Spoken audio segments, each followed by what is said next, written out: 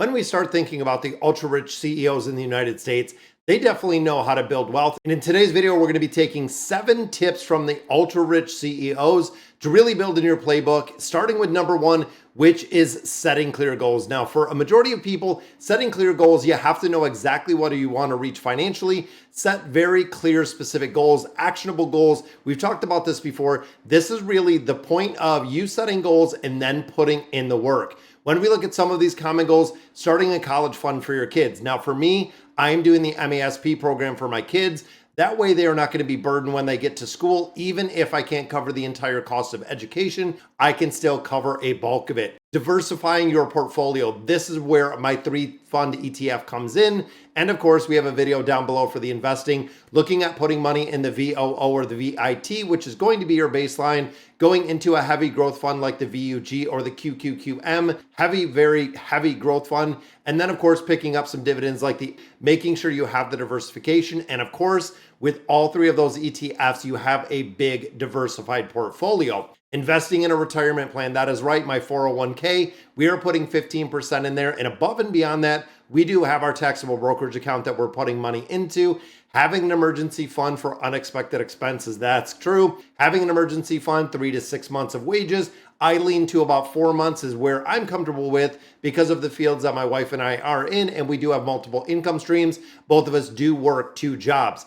Saving for a down payment on the house is already taken care of. Have a couple more years and it will be paid off in its entirety.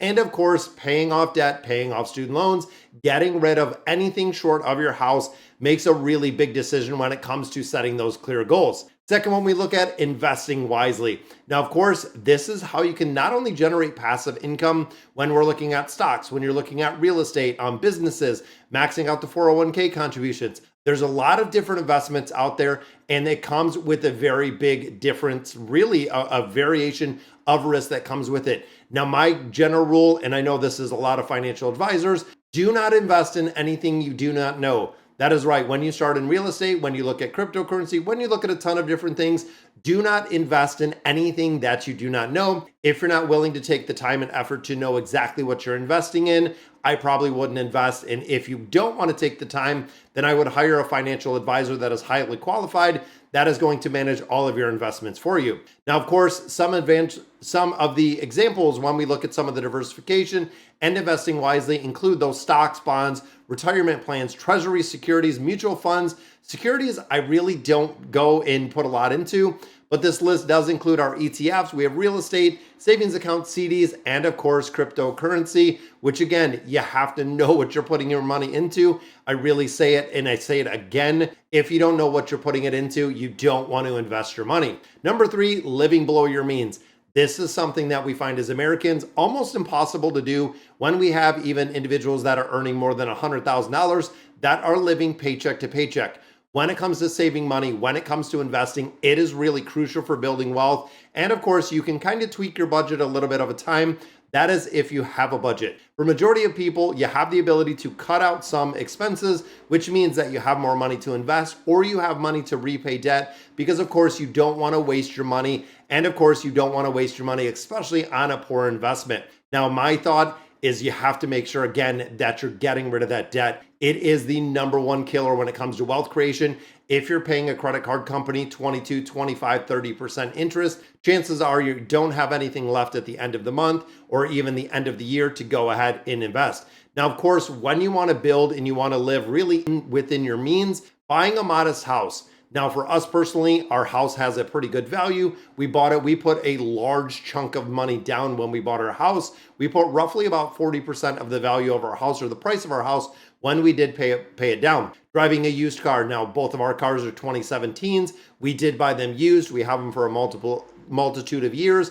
Majority of time, we drive our cars for about 8 to 10 years before we get a new one, and we usually pay them off within about 12 to 16 months. The cars that we have right now, it took about 1.5 years to pay off, 18 months to pay them off, and we have 2 free and clear cars. That is right, we are not paying anything. You could also look at public transportation. That's another method if your city does offer it.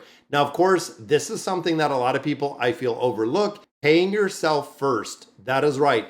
When you start looking at your budgeting, when you start looking at living below your means, a lot of people will say, I earned $5,000. I spent, $100, meaning I have $100 left over.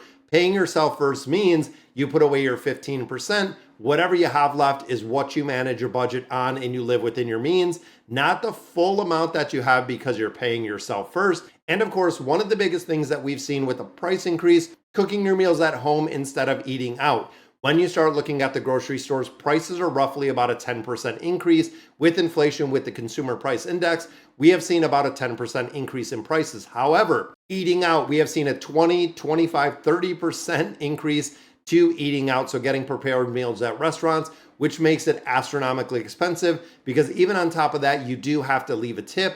So if you're going out and you're paying 20% for a meal, then you're leaving a 10 or 15% tip. Boom, your meal just got super expensive. Number 4, we get into starting a side hustle or a small business, just like we're doing here on YouTube, guys. And if you like the content that I'm putting out, please subscribe to the channel and let me know in the comments what you guys think. But a side hustle or a small business, this gives you the ability to generate passive income, but also the ability not to be fully reliant on your primary income. You know what? It is 2024. Jobs kind of come and go for a lot of different people. Diversifying your income streams is probably the absolute best thing that I've ever done, where if you're in a company and let's say you get a lot of incentive, now the incentive has dried up, it can be supplemented from that side hustle that you do have, meaning that you can continue to grow it. And there might be a point of YouTube where I do this full time because it replaces the salary I have from my actual full-time job. And definitely looking at some of these side hustles, you could start an e-commerce store selling your art, handmade goods, vintage items. A lot of people do a lot when it comes to garage sales, house sitting, pet sitting, teaching, tutoring, any skills you have. You could start a cleaning business, thrift stores, repurposing things, home decor, drop shipping, even looking at some of the things that we see that are kind of going crazy right now. We see DoorDash, we see Uber Eats, we see all of these that are just going crazy when it comes to the side hustle. Number 5, we get into educating yourself financially.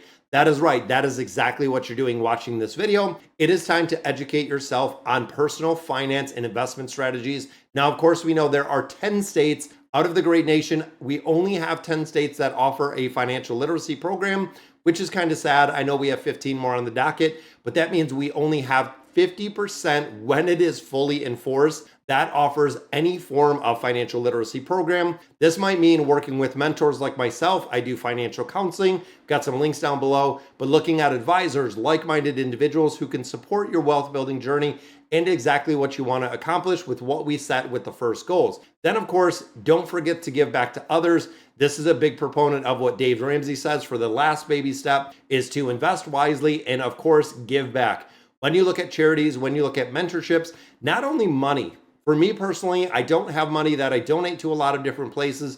We've narrowed it down to 5 different charities that we focus on, but it's about giving back time. As you can see, I've gotten a ton of sun lately because we gave back time by doing donation efforts. We've done a lot actually with our food bank. We've done quite a bit, which a lot of places like that, they can use your time, they can use your manpower, they can use your hours a lot more than they can actually use your money. Now, looking at number 6, assessing your risk tolerance. Now, this, of course, very, very important. You have to make sure the risk is equal to the rewards. We talked about this a lot when we talked about investing, but you want to make sure that there are going to be highs, there are going to be lows of investing. But when you start looking at the bigger picture, when you start looking at the 10, 20, 30 years of investing, there is a lower risk tolerance really when you start going into ETFs. But that is also some of the reasons why I do not do stocks.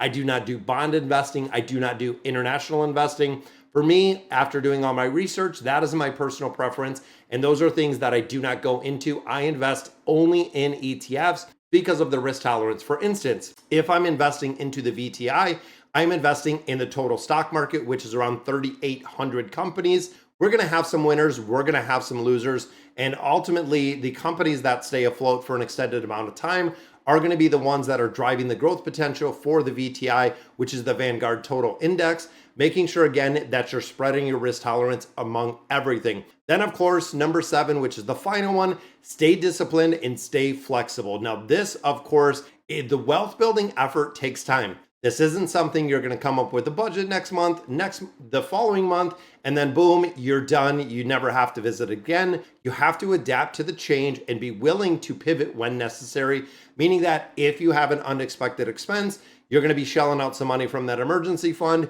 You're going to have to build that emergency fund back up before we start with the plan. It could be a hurdle, could be a little bit of a setback. It's really how you define it within your financial plan and how detrimental it can be. There's a lot of people that when something happens, they completely shut down in their entirety, which is not what we want to do, because we do have that emergency fund and we have a plan when something happens. But sticking to your savings plan, sticking to your investment plan, making sure that you meet your goals, even if the timeline maybe doesn't add up to exactly what you're looking for. You know, if you want to save $10,000 in a year and you're short of that, you can still definitely drive it and get to where you want to. And of course, the final take on this: building wealth is achievable with the right mindset and the strategies. That is right. We are looking at our debt-free journey right back here that we're getting to. It is the path of millionaires. When you start fast tracking this journey to financial success, you will find that it comes faster than you think. Honestly, when you start going through, when you start investing money, it almost snowballs. When you start paying off debt, it starts to snowball. Now, did you know that 90% of millionaires make over $100,000 a year? That is right. Vast majority of millionaires don't make $1 million every year like a lot of people think with a really, really big paycheck. In fact, the percentage is closer to 31% of the salary. They are becoming millionaires from investing over a multitude of years and really having that long-term growth. All right, guys, so that is 7 ways to build up your wealth in less than 2 years. If you start sticking to these, I promise you in 2 years, you are going to be on the right track. So guys, that's going to do it for today's video. Let me know in the comments what you guys think. And as always, thank you guys for watching.